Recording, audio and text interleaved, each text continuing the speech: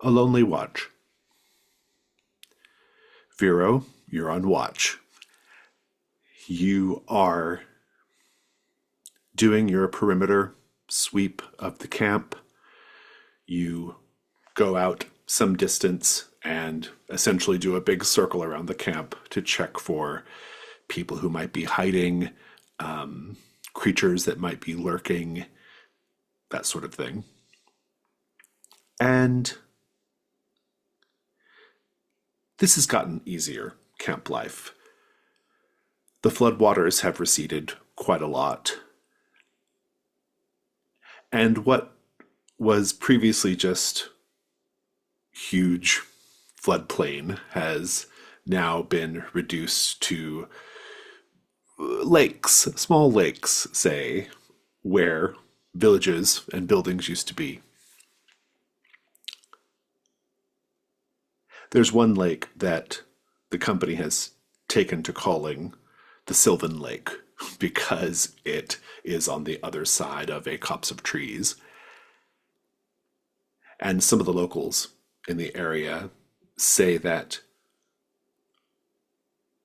the waters have reduced enough to where you can see the top of the House of Mercy. The House of Mercy being a temple, a gathering place of some sort. And indeed, as you make your watch at night and reach the banks of this lake, you can see across the lake, illuminated by moonlight, the top of a structure, a stone structure. Now, the rest of it is still underwater, but the roof is now peeking out over the surface. This is perhaps the House of Mercy that people have been talking about. Of course,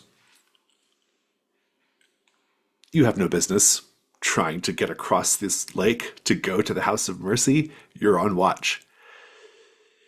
In any case, how would you even get across? But there's someone else who is on the shore. A person in a boat. They see you looking out at the top, this roof of this building, this submerged building. And they use one arm to paddle over toward you.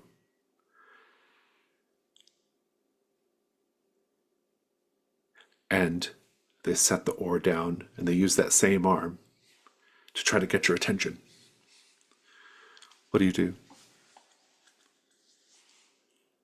Have I seen this person before? Around camp or since we've been here? It's a little dark, so I couldn't say for sure. If you were to get closer, you might be able to get a better sense of it. If they're trying to get my attention, I suppose it's too late to hide and watch them. Um, I'll get a little bit closer, but not close enough to be really in range. I'll see what they want. They are now standing up in their boat, which again is very close to the bank, and they point at the submerged structure across this lake, and they make a motion with their hands to indicate that they see you looking at it, right? They still haven't said anything. And then they point at you and then direct you to their boat to suggest that he can take you out to it if you'd like. What do you do? Um, can I try to?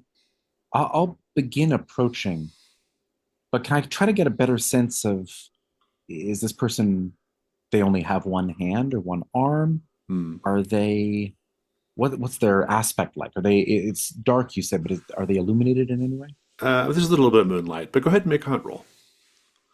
You've asked your questions. Let's get a roll on the table here. I don't think I have any particular skill that would help me here.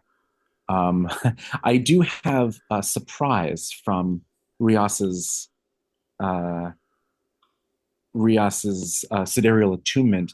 I'm wondering if you'd accept that I'm alert for being surprised by this Oh, person like being ambushed or in an something. Yeah, I'll unsavory take way. that. Yeah, Yeah, yeah, I'll take I mean, that. that's really what I'm trying to determine is this a trap? No, I like it. You do 2 dice. Whew, good thing. Yeah, That is a two. yeah, One and a one and a two. two. And Ooh, you got two boy. hunt tokens to lose too. So, um, as you get closer, I will tell you that this person, their their other arm is not bound in any way. You can tell that they're trying to hide it under their cloak, like they don't want you to see their arm. I'll slip my own hand into my cloak in a similar fashion, and just take hold of the door on the cage of rats under my cloak, Yeah. but also make it clear that I'm doing what they're doing. He sees you do that, and he even like looks and acknowledges his hidden arm, and he makes like a motion with his hands like, no, no, you have nothing to worry about. All right, do you do you need something? And again, he like points to the structure, he points to you, he points to the boat, he makes a motion of paddling out. I'm curious. I'm real curious, but this is you shouldn't get in strange boats with strange people who don't tell you what they want. And you also shouldn't leave your watch. And yet here you Well, are. I'm sure nothing bad's going to happen at the camp while I'm just out on the lake. It's not that far. But eh, what is this place? Are you asking him in character or I'm asking him in character. Yeah. What are he you just pointing to? he just says like he just shrugs like he doesn't know. But he makes a paddling motion and he makes eyes to suggest we'll go look. Right.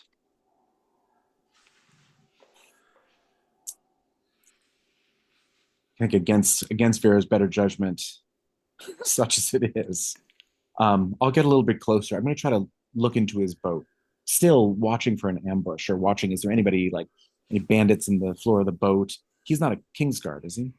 No, no, he looks very like he's like kind of streaked in mud. His clothes look kind of rough spun. He doesn't look particularly threatening, really. He's kind of bedraggled, like most people in this area after the floods.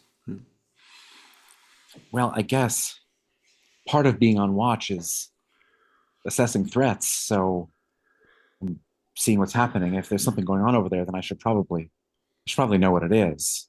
Indeed. You can walk up to the boat, and he'll kind of like scuttle back to like give you room to climb aboard. Now that I'm close to him, is there anything familiar about Go ahead and make another hunt roll. it? Oh boy. And here I feel I really don't have anything.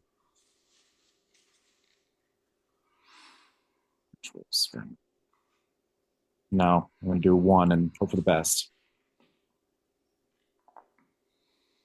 Six. 6. You don't recognize him. Take your token. You don't recognize him. Um, he looks. I'll say that like something about his manner of dress makes it seem like maybe he's not from this immediate area.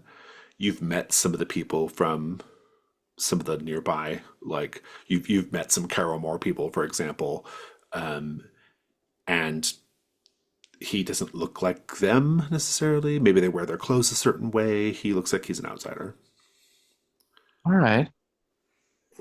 There's something I need to see over there at the you're not He you're not trying to like abduct me, are you? If you're trying to trick me, you have to tell me. Otherwise, it's entrapment. He shakes his head and he actually opens his mouth and points at his mouth to show you that his tongue has been severed, which is why he can't talk. Okay. Somebody did this to you? And he kind of makes a motion like to suggest long time ago. Who? A long time ago.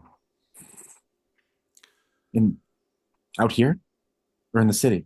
He shakes his head no. All right. I'll step in the boat with He, one last cast of a glance back towards camp. dude, he begins rowing you out, again using his single arm to row, which makes it go a little slower. And so this little journey out to this lake, or out in the middle of this lake where this structure is a little slower, maybe. What are you doing as you kind of approach? What you said stories have been sort of circulating about this House of Mercy. Hmm. Is there anything that I've heard in the chatter about it that would give me the impression that it's something of interest, either that it's something that the company is going to want to get inside or something that might aid me in my own drive? Hmm. Yeah, make another hunt roll. Here I'm wondering in particular, the House of Mercy,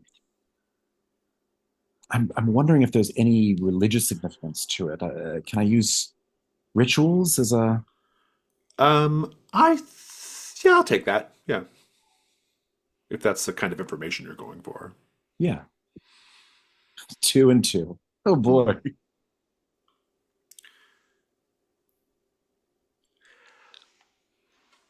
You're rowing out.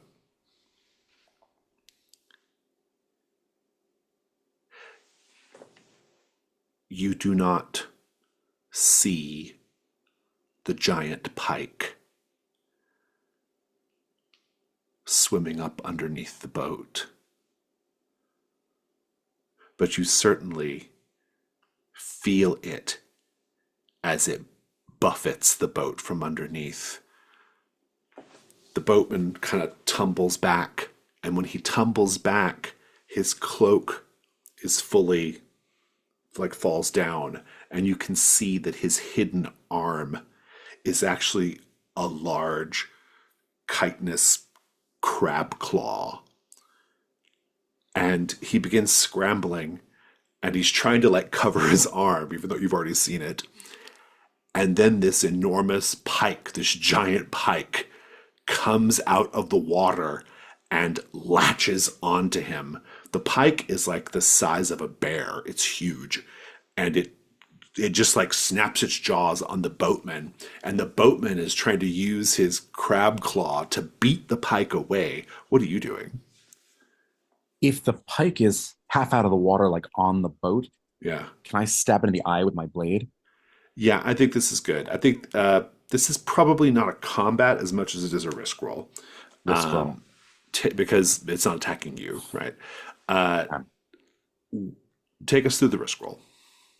Okay, so I've got it up here. One moment.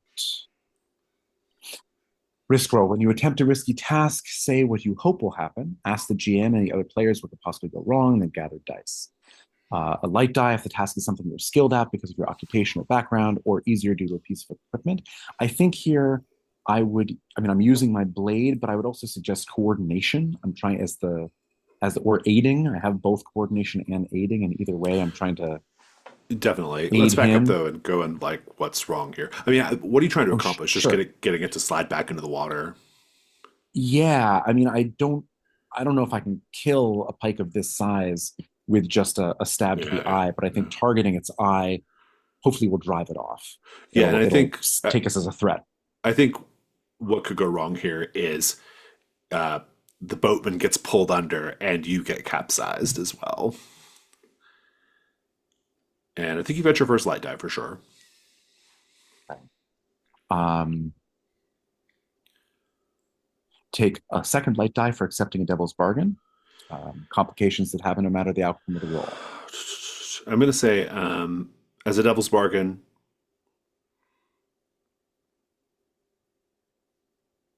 as a devil's bargain, no matter what, either because the situation goes really pear shaped or because the boatman is too frightened, you cannot continue the journey. The boatman goes back, or you're in the water.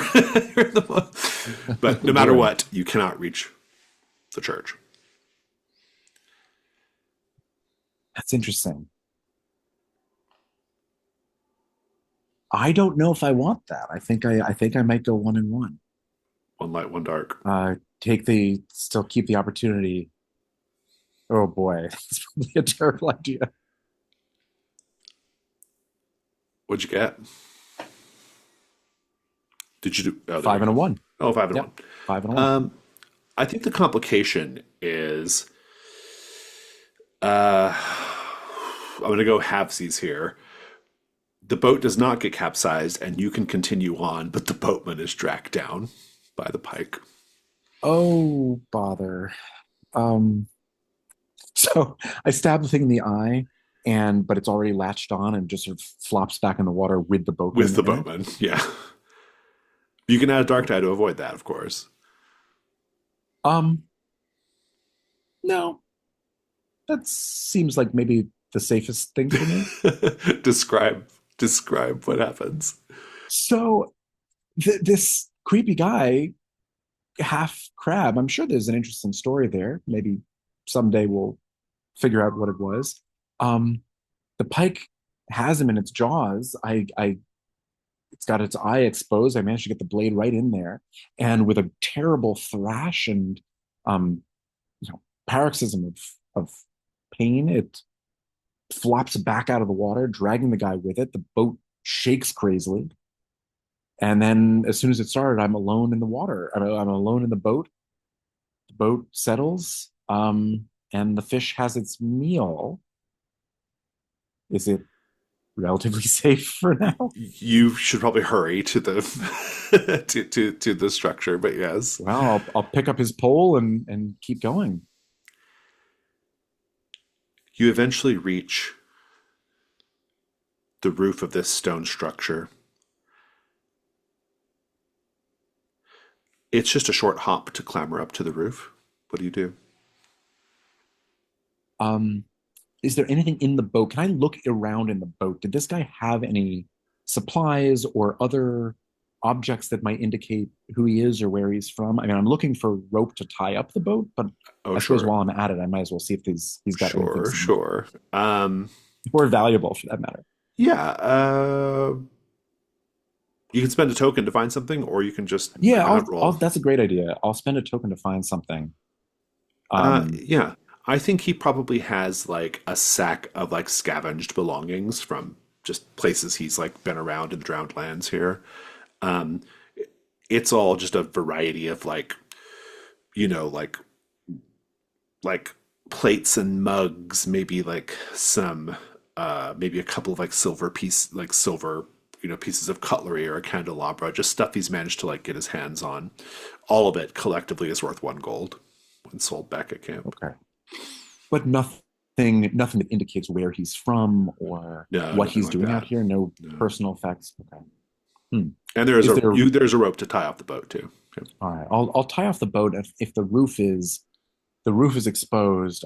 Um, actually, I want to look in the water before I get out of the boat. Can I see below well enough to see if there's anything else threatening underneath? Um, Actually, honestly, from the roof, you might get a better vantage point on that Fair enough. than you can from the boat. So, Okay. I'll tie it off and scramble onto the roof.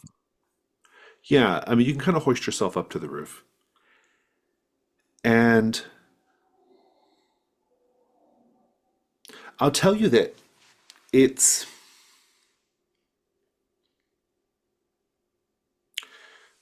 the structure is actually somewhat watertight in the sense that the roof is actually exposed in the middle. It actually looks down into like a courtyard that the building would have, like an interior courtyard or interior like kind of space. And you can look down and you can see it is flooded with water, but you can see down into this courtyard that there are, most strikingly, a number of like marble columns, some statues, that kind of thing. We can talk about that in more detail. You also have a much better view of the water in general.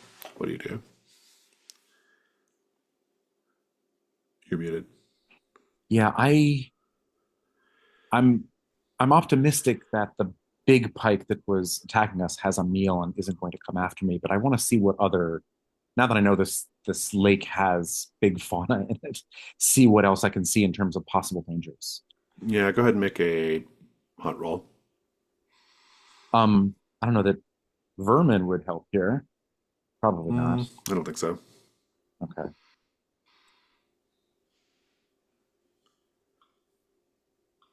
One. Oh no. Oh, Did you lose 2 tokens? At least you spent one. rough. Yes. Oh boy. You don't really see anything in the water necessarily, but there is the matter of this interior like little courtyard, right? This little Yeah. space that the roof looks down into. You see a number of columns. They're all kind of like half submerged, right? And they're situated in between the columns are 2 statues of maidens holding flowers. They're also half submerged. And then you hear down in this space voices.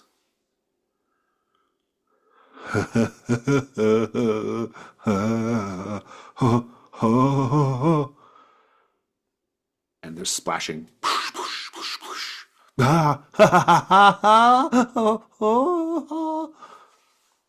You can hear multiple people down there. They're kind of splashing each other with water. There seems to be like a tussle going on. You can't see any of them because the way the light hits the space, you can only hear them. What do you do? Do those statues is there anything familiar about them? Are they specific saints? Um, Or is there I ritual significance? maybe. I think the more important thing here is that, and I'll just give you this for free. I'm also going to get low. I don't want to be Yeah, standing. yeah. So we don't want to be like looking down. Yeah. Yeah. I will tell you that it would be very common in a sort of in a church like this, a sort of like communal church to go lay, to go like receive ministration from the sisters. It would be very common to lay offerings at the feet of such statues. There could be submerged valuables down there. But you've already heard about 3, possibly 4 voices down there of people splashing around in the water. What do you do?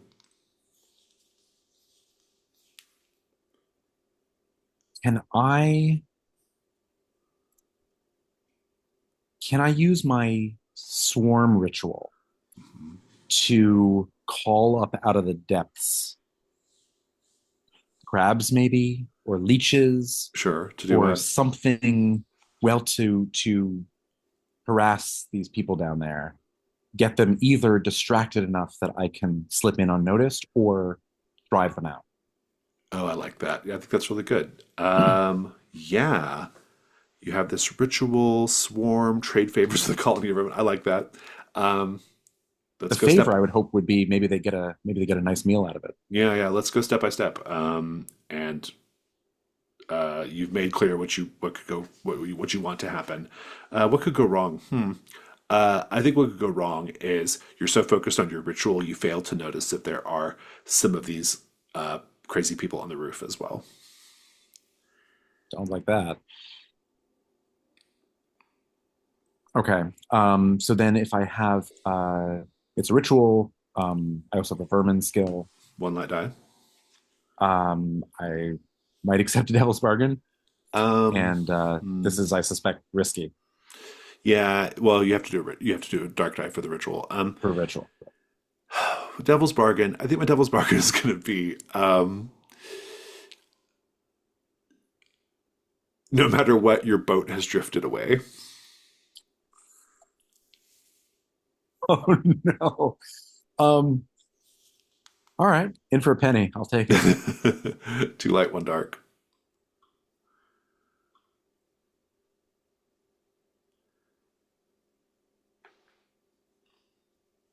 Light six. Light six. Doesn't get any better than that. Please describe the nature of the vermin swarm that you summon and how it dispatches these people. I think I've got crabs on the brain because of this fellow with the crustacean arm. And I'm in this lake, flooded lake. I think there are creepy crawlies down in the silt here. Hi, Gabriel. And they begin rising up. There's a sort of frothing in the interior of the house, which is flooded. Presumably, there are channels for these things to get in, and they rise. And on a six, I dare say, that there are enough, and they are aggressive enough that the three people down there are driven out, that they are driven back in either horror or getting snipped and snapped, and that the crabs chase them out of the interior of the Yeah, temple. they clamber out of whatever low windows there are, or whatever high windows they have access to. You see them splashing out as they flee. You can see blood. It looks black in the moonlight, but you can see blood from where the vermin have like been ripping and tearing at them. And after a time, all is quiet. You can go down into the sept at your leisure now and search around the water. I'll go down, and I suppose I'm looking for two things. I'm going to look for treasure, Mhm. and I'm also going to look for anything, either um, information or items that might, uh, yeah, that might aid the company. Yeah, make a hunt roll. Right? What am I doing down here? Can I can I say that the crabs have disturbed the space, and use vermin as a Oh, light like die on they've this? dislodged something. Yeah, Yeah, that's I'll take that. Yeah, that's pretty good. that's a five, light five.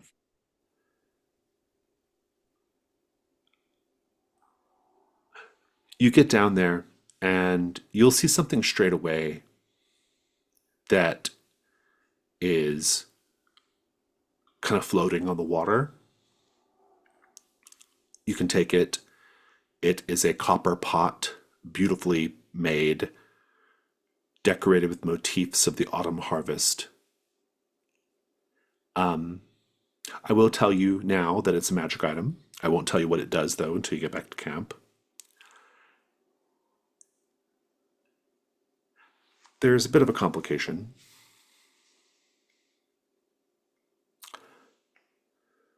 The complication is that actually I'm gonna make the complication related to the treasure. The copper pot is a magic item. I'm not your character may not be aware of that yet. It's beaten up pretty badly by the flooding and the damage and just it's been damaged from the flooding and being in this like kind of space, not being cared for. And until it's been repaired, until you can find someone to repair it, it cannot yeah, until you can find someone to repair it, this is the terrible thing you're encountering. Until you find someone to repair it, it will be not worth as much, and perhaps unbeknownst to you, its magic won't work. So, but otherwise, it's worth one gold. It's worth more if you get it repaired. So, Okay, okay, I'll tie it on my belt. And what about these statues then? They're maybe there are offerings being left for it, but what can I tell about the statues these now that I'm statues are very closer to them? common sorts of things you might find in the lands. So essentially, the way it kind of this particular House of Mercy, the way some of these churches often work, is people who people who venerate various sisters. The church can't. speak to all of them at all times. And so they have these sort of like generic statues of sisters situated in these little churches to be like common worship spaces. And so you can go there and you can lay your offering at the foot of one of these statues, and the manner of your offering says something about who you venerate and what type of like which type of sister you're trying to reach. Indeed, this pot probably means this person, whoever left it here, was trying to receive a particular blessing from a particular sister, right? Okay. Then in that case, I think I'd like to leave an offering. Oh, okay. I mean, there's just a bunch of water everywhere, so Oh, well. yeah, you can't really even reach the base of the statues anymore. Yeah. Um,